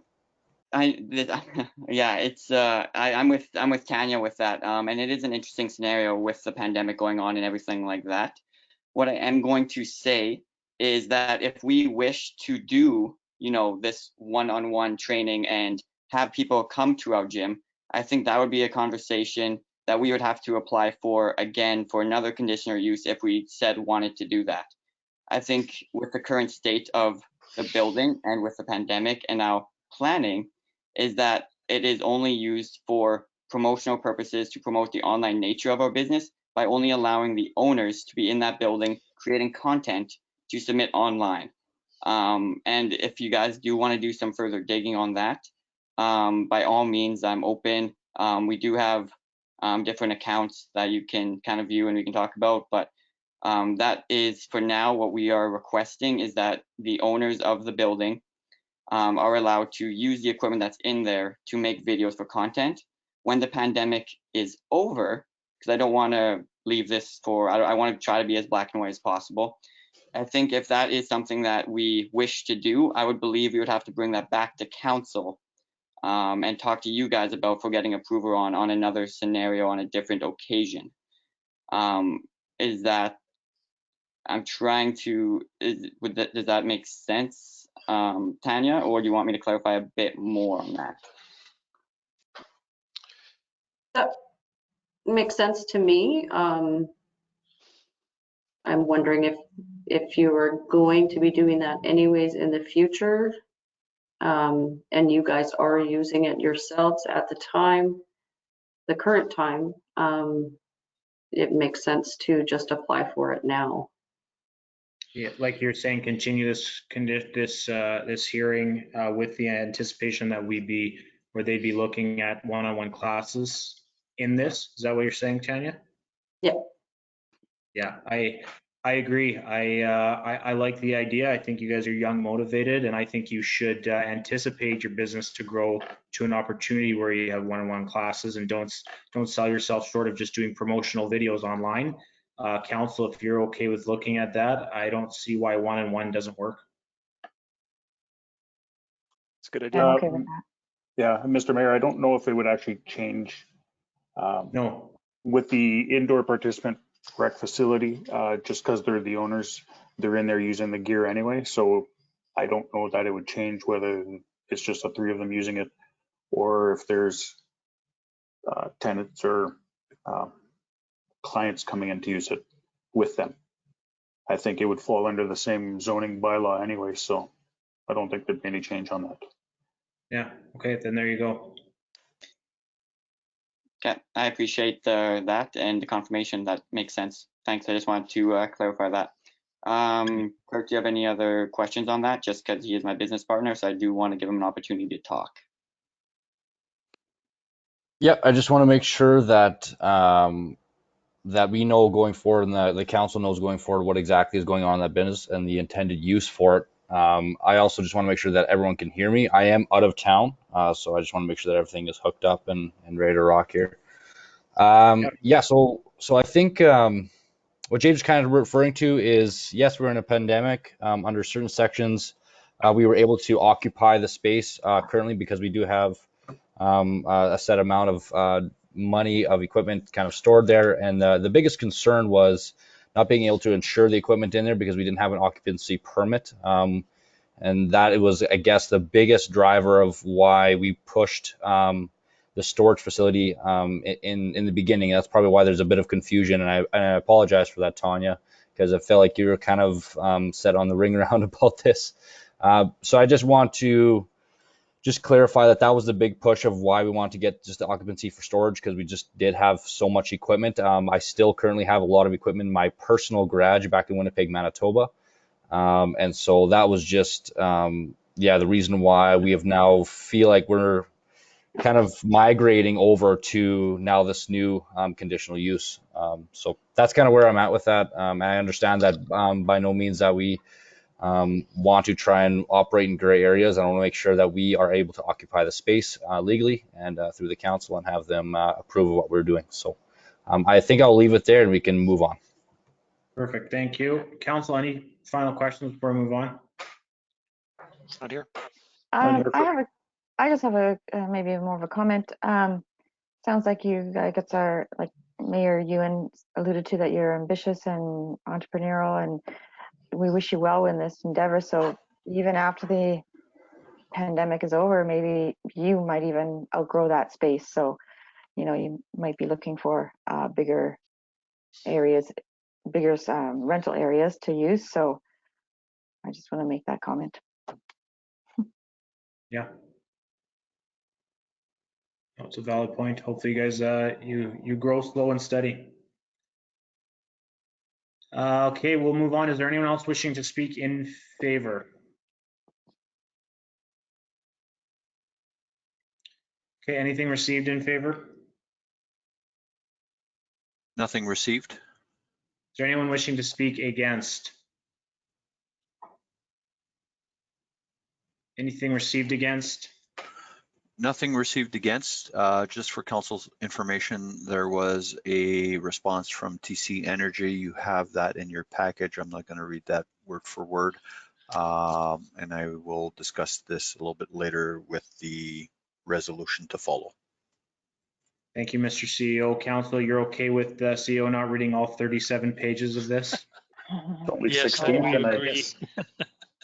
Okay, sounds good. We will do one last call. Anyone wishing to speak with general comments, concerns, or in support or in opposition? Seeing none, I'll go. Were you going to say something, Mr. CEO? No, I'm just here. Just breathing. Okay, I'll close the public hearing at 8:41 p.m. Do I have a mover? Councillor Mamchuk. Thank you. Second. Councillor Pelletier. Thank you. Therefore, be resolved that conditional use application C16 2021 to allow an indoor participant recreation facility is approved, subject to the following conditions: that the applicant shall install an appropriate ventilation system in Unit 17 by September 30th, 2021. There shall be no parking on North Link Road or Main Street. Applicant must obtain occupancy permit from the Armagh-Rechat office. The applicant shall comply with the Municipal Noise Bylaw 14-2003. If yard lighting is to be used, the applicant shall ensure that lighting levels do not cause any disruption or nuisance to the neighboring area or affected roadways. The applicant shall ensure that all proposed construction conforms to the Manitoba building codes, fire codes, health standards, labor laws, and any other municipal and or provincial permits and approvals may be required. The applicant may seek to find the help of an engineer, architect, or other professionals who are certified in this field to ensure compliance. The applicant shall also comply with the littering bylaw 5-2011. Applicant shall not cause the generation of undue traffic or congestion in the neighborhood. Any signage shall comply with the municipal zoning bylaw 9-2019, section 11. I would like to insert another clause in here regarding the TC Energy letter that was dated June 14th, and that all recommendations in that letter from 1 to 17 be adhered to, and that the applicant provide a signed letter from TC Energy that they've met those requirements, if council is in favor of that.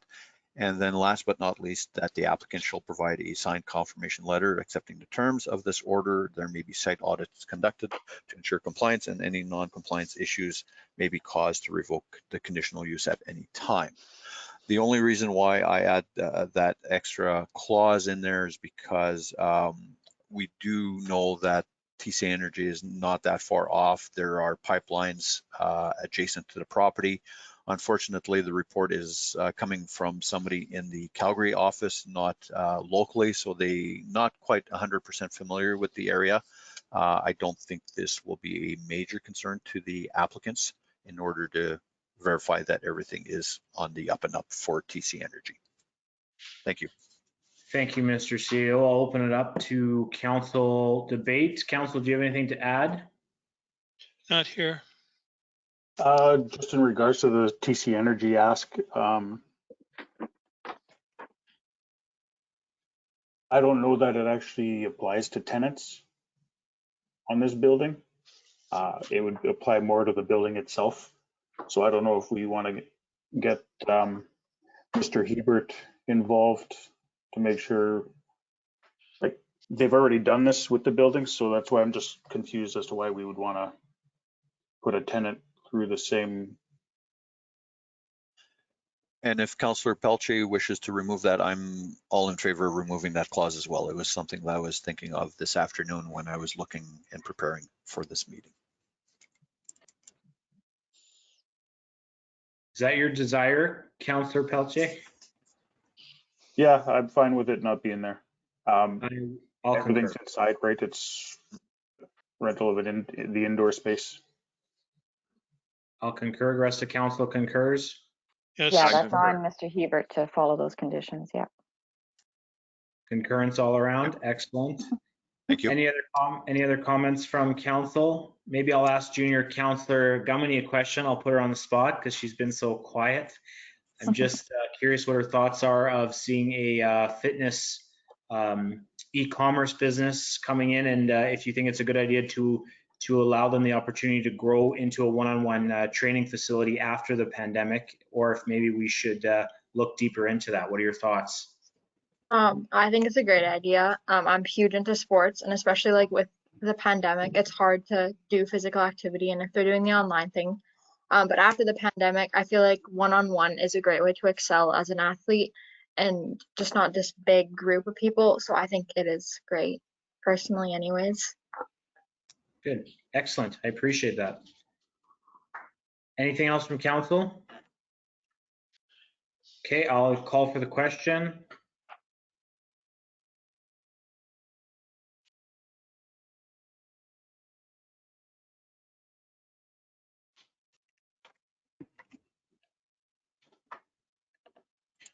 The vote is carried 5-0. Thank you very much. I think we're moving out of hearings and we'll move on. Oh, no. Is this a hearing? CEO, no? It is a hearing and a discussion. Basically, it is a compliance appeal for units 22 and 23 on North Link Road, the same complex as the previous applicant. There is a bylaw order number that council has because of the non-conformity to the development agreement that a body shop is located on this site and it is not allowed.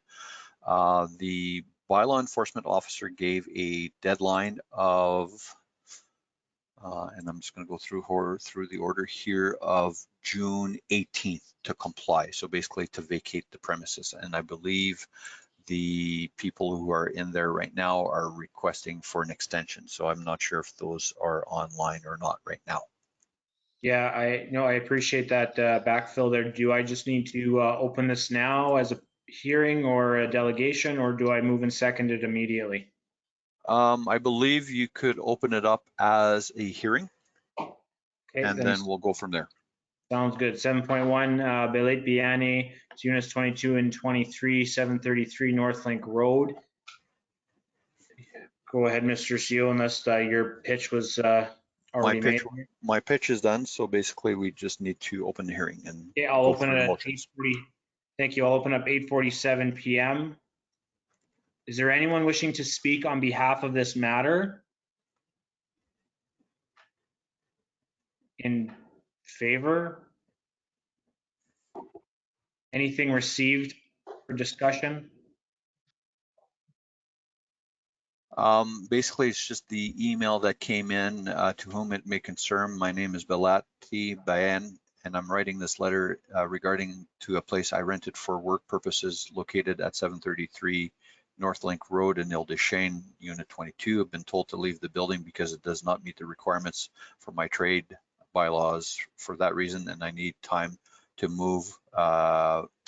Kindly, I'm asking for a 3-month extension from my understanding from this situation. Thank you sincerely.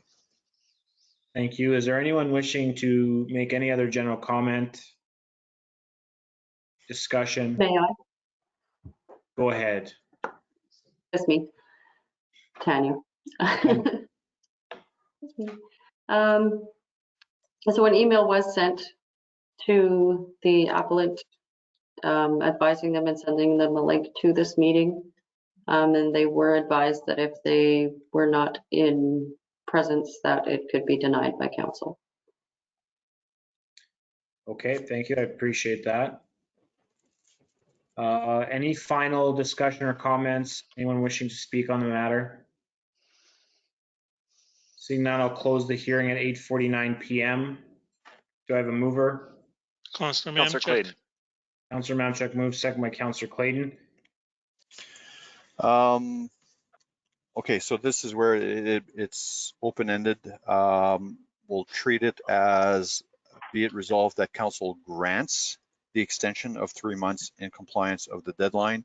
Council always has the choice to vary or decline or stay the matter when it comes to these appeals.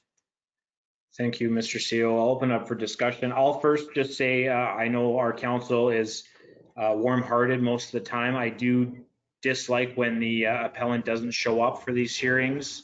It makes me want to not grant it. Having said that, we are in a pandemic, and I would like to allow for at least a 30-day extension. But other than that, I'm willing to go to, well, actually 30 days or nothing is my position. Anyone else from council? I agree with you because this will be ongoing. Okay. Yeah, I agree. I looked at May 11th is when it started, kind of. So it's really only a month. Not a lot of time to deal with it, but 3 months I think is excessive. So I like your recommendation, Mayor Yoon, on the 30-day extension. I'm good with 30 days as well. Like Councillor Belanger said, 30 days to begin with doesn't seem like a lot of time to shut down a business and relocate. At the same time, we do need to enforce it. So 30 days. Okay. Councillor Pelletier, are you in agreement with 30? No, but I will follow council's decision. What do you have a recommendation? In 2 days. Yeah, fair enough. Okay, We've had nothing but problems with this building, and Mr. Hebert and their property manager has a hard time understanding the rules regarding their tenants and their leases. And this is just another example of that. So yeah, I actually agree the more I think about it. Having said that, I have a bit of a kind heart for businesses. I don't think this is completely falls on the tenant that was there. I think there's a lot more behind the scenes that's going on. So I think we should be a little light on the tenant, give them the 30 days, and maybe we need to take a little bit of a more solid and harder hand on the landlord and owner. agreed. Yeah. Okay. 30 days it is. Sounds good. Okay, Mr. CEO, you've made that change. Council will vote. Yes, I have. Okay, council, please cast your vote.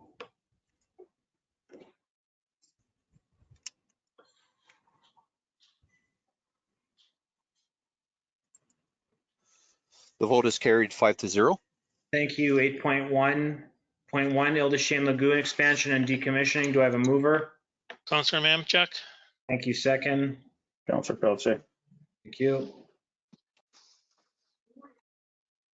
Public Works do apologize for this late addition and resolution, but this was discussed at the last Public Works meeting, whereby we wish to look at proceeding with the expansion of the Ile des Chênes Lagoon and this decommissioning the old lagoon.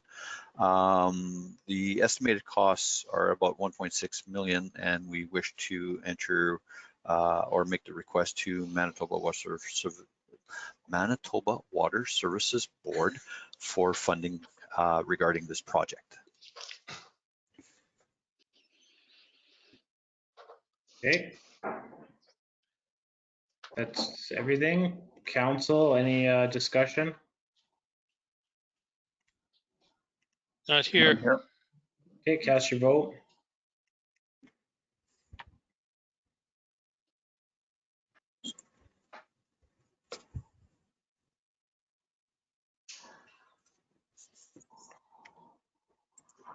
Vote is carried 5-0.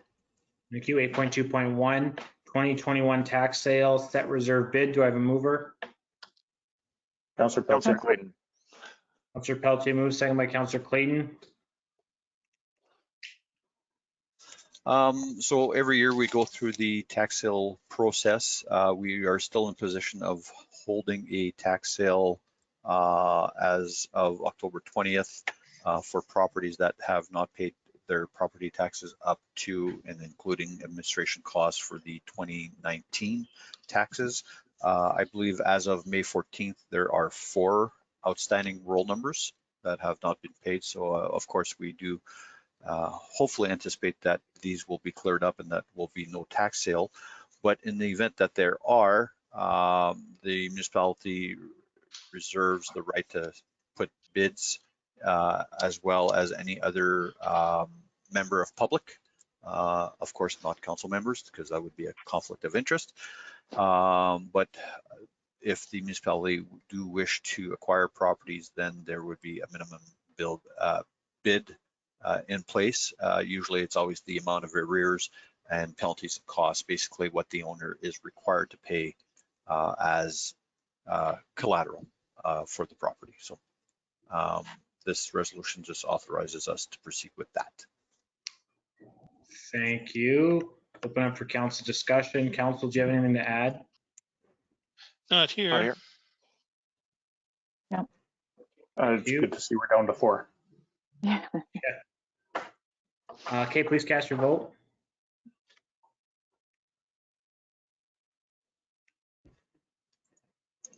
Vote is carried 5-0. Thank you. 8.2.2 May 2021 building reports. Do I have a mover? Councillor Councillor Mamchuk. Belanger. Councillor Mamchuk moves, second by Councillor Belanger. May has flown by very quickly, but very quickly we've issued 30 permits with a construction value of about 5.3 million and bringing in $15,000 of fees. This is well up from May of 2020, where we were at 14 permits. So basically the total right now is we're at 116 and almost doubled versus the 70 that we had last year at this point in time, almost doubled in volume and value, and also doubled in fees. So very, very positive at this point in time. Yes, thank you. That's quite incredible to see, as I continue to say every month. Council, do you have anything to add? Fantastic news, but it's certainly keeping us busy, isn't it? Tanya will have to get a couple more planning officers in there, Mr. CEO. Is that an indication for a bigger office as well? Smaller office, more people. Okay, council, please cast your vote.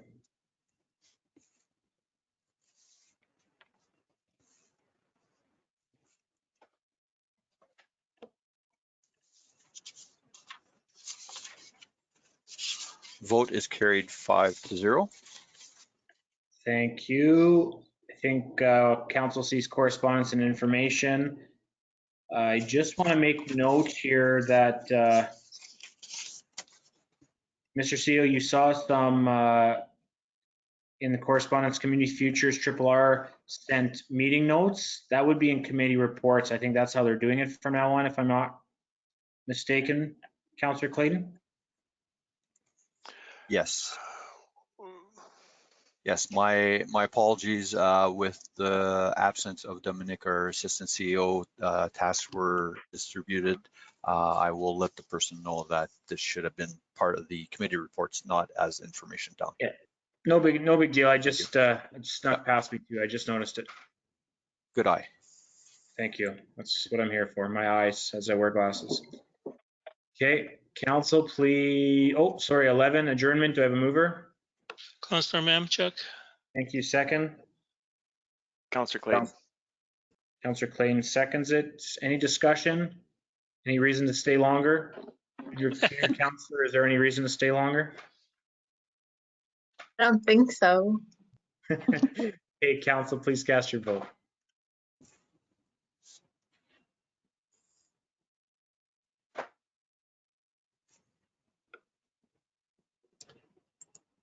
The motion is carried. Thank you very much. I'll close the meeting at 8:59 p.m. Good night, everyone. Dominic. Tanya, please.